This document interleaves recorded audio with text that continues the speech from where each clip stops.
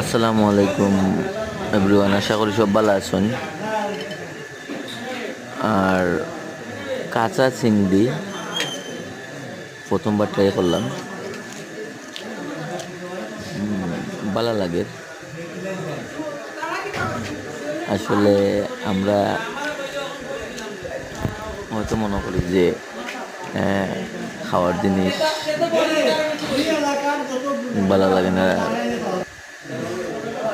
রাইন্দা খাই, আসলেও ভালো লাগে। আমার ভালো লাগে কাঁচা চিংড়ি প্লাস শাক আছে আর সালাদ